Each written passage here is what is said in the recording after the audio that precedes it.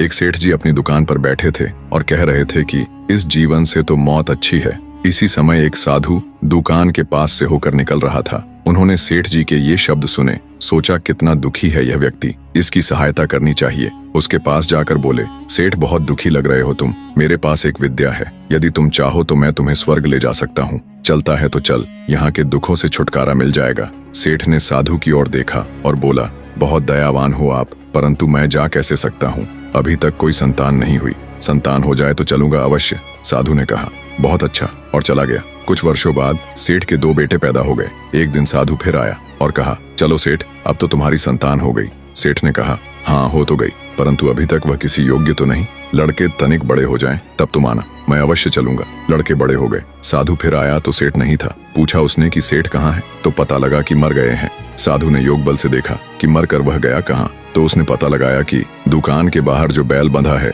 वही पिछले जन्म का सेठ है। उसके पास जाकर साधु ने कहा, अब चलेगा स्वर्ग को? बैल जो सेठ था उसने सर हिलाकर कहा, कैसे जाऊं, बच्चे अभी ना समझ हैं, मैं चला गया तो कोई दूसरा बैल ले आएंगे। जितनी अच्छी प्रकार से मैं बोझ उठाता हूँ उतनी अच्छी प्रकार से दूसरा बैल बोझ नहीं उठाएगा तो मेरे बच्चों को हानि हो जाएगी। ना भाई, अभी तो मैं नहीं जा सकता, कुछ देर और ठहर जाओ। 5 वर्ष व्यतीत हो गए। साधु फिर वापस आया, देखा तो दुकान के सामने अब बैल नहीं है। दुकान के मालिकों ने एक ट्रैक्टर खरीद लिया है। उसने इधर उधर से पूछा कि बैल कहाँ गया। ज्ञात हुआ बोझ ढोते ढोते मर गया। साधु ने फिर अपने योग बल का प्रयोग करके पता लगाया तो पता लगा कि वह सेठ अपने ही घर के द्वार पर कुत्ता बनकर बैठा है। साधु ने उसके पास जाकर कहा, अब तो बोझ ढोने की बात भी नहीं रही, अब चल, तुझे स्वर्ग ले चलूं। कुत्ते के शरीर में बैठे सेठ ने कहा, अरे कैसे ले चलेगा? देखता नहीं कि मेरी बहू ने कितने आभूषण पहन रखे हैं? मेरे लड़के घर में नहीं हैं। यदि कोई चोर आ गया तो बहू को बचाएगा कौन? नहीं बाबा, तुम जाओ, अभी मैं नहीं जा सकता। साधु चला गया।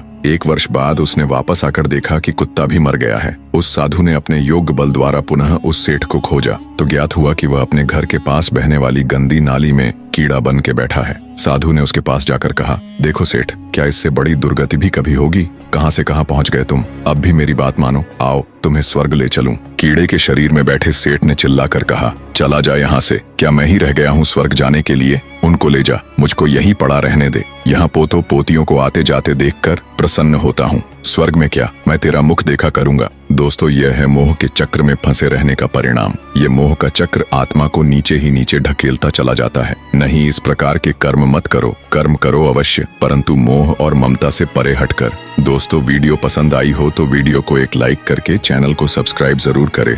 धन्यवाद।